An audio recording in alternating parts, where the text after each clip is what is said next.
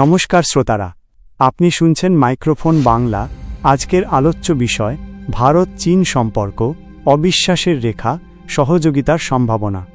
ভারত ও চীন দুটি প্রাচীন সভ্যতা, দুটি দ্রুত উত্থানশীল শক্তি।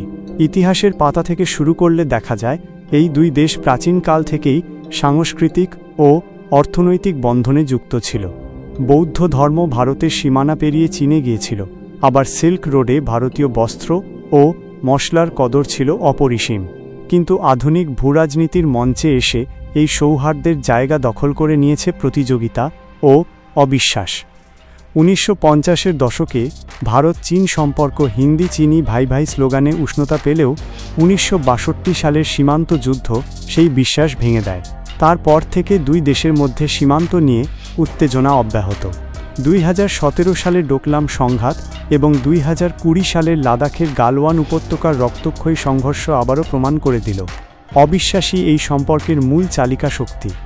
আজকের দিনে ভারত ও চীন উভয়ই আঞ্চলিক ও বৈশ্বিক রাজনীতির বড় খেলোয়াড়। চীন বিশ্বের দ্বিতীয় বৃহত্তম অর্থনীতি, জিডিপি প্রায় 18 ট্রিলিয়ন মার্কিন ডলার।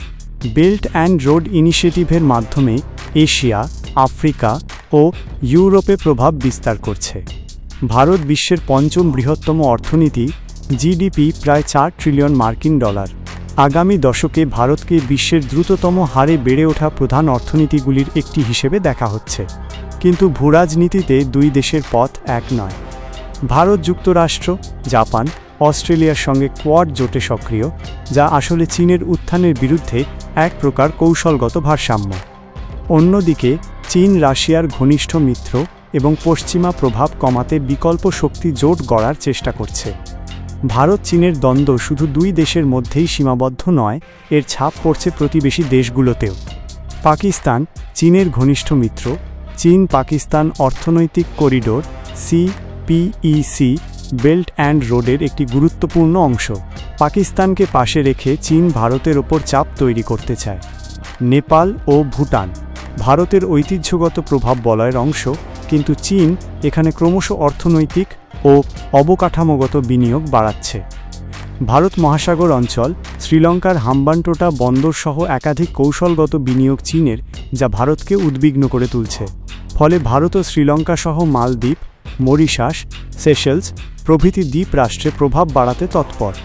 বিশ্ব রাজনীতির কেন্দ্র এখন ক্রমশ এশিয়ার দিকে সরছে। জলবায়ু পরিবর্তন, জ্বালানি নিরাপত্তা, প্রযুক্তি প্রতিযোগিতা সব ক্ষেত্রেই ভারত ও চীনের ভূমিকা গুরুত্বপূর্ণ। ব্রিক্স এবং জি20 মঞ্চে দুই দেশকে একসঙ্গে কাজ করতে দেখা যায়, কিন্তু বাস্তবে সীমান্ত সংঘাত, ভূরাজনৈতিক অবিশ্বাস এবং পরস্পর বিরোধী কৌশলই সম্পর্ককে জটিল রাখে। যদি ভারত ও চীন কোনোভাবে কৌশলগত বোঝাপড়ায় আসে, তবে বৈশ্বিক অর্থনীতি ও রাজনীতি উল্টে যেতে পারে। বিশ্বের জনসংখ্যার প্রায় 35% ভারত ও চীনের। যৌথ অর্থনীতি দাঁড়াবে প্রায় 22 ট্রিলিয়ন মার্কিন ডলারে।